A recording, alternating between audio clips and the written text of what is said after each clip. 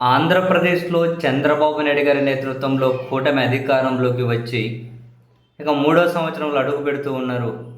But వాళ్ళ అధికారంలోకి రావడానికి కారణమైనటువంటి పోలింగ్ అండ్ ఓట్లు,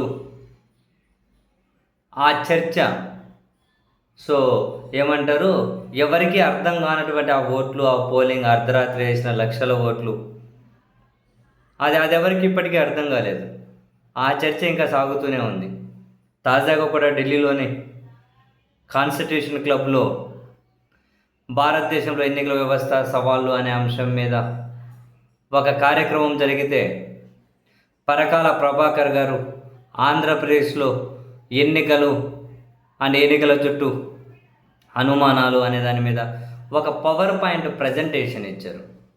ఆయన సూటిగా సుత్తి లేకుండా చాలా క్లీన్గా రైస్ చేస్తున్నది ఒకటే: ఆంధ్రప్రదేశ్లో పోలింగ్ ముగిసిన తర్వాత క్యూ లైన్లలో ఉన్న వాళ్ళను అందరినీ ఓట్లు వేయనిస్తారు కదా ఎక్కడైనా.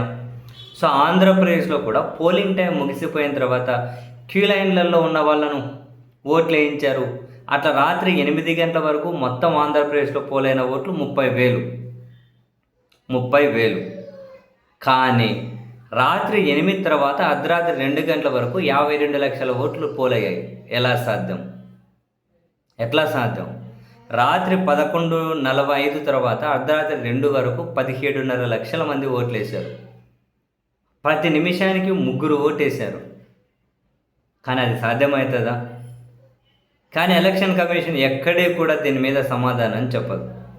ఇవన్నీ ప్రజాస్వామ్యాన్ని ఖూనీ చేసేస్తాయని, ఎన్నికల కమిషన్ ఈ విధంగా ఉంటే ఇక మనం ఎన్నికల వ్యవస్థ గురించి మాట్లాడుకోవడానికి, ప్రజాస్వామ్యం గురించి మాట్లాడుకోవడానికి ఏమీ మిగిలి ఉండదు అని చెప్పి ఆయన క్లీన్ పవర్ పాయింట్ ప్రజెంటేషన్ ఇచ్చారు.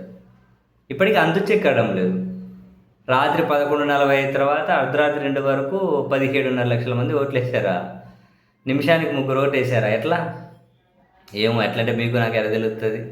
ఆ ఎన్నికల కమిషన్ చెప్పడం లేదు కదా ఎట్లా ఓట్లు వేశారు అని. వాళ్ళు చెప్పడం లేదు కదా ఎట్లా ఓట్లు వేశారు అని చెప్పి. అదే చెప్పాలి అంటున్నారు పరకాల ప్రభాకర్ గారు.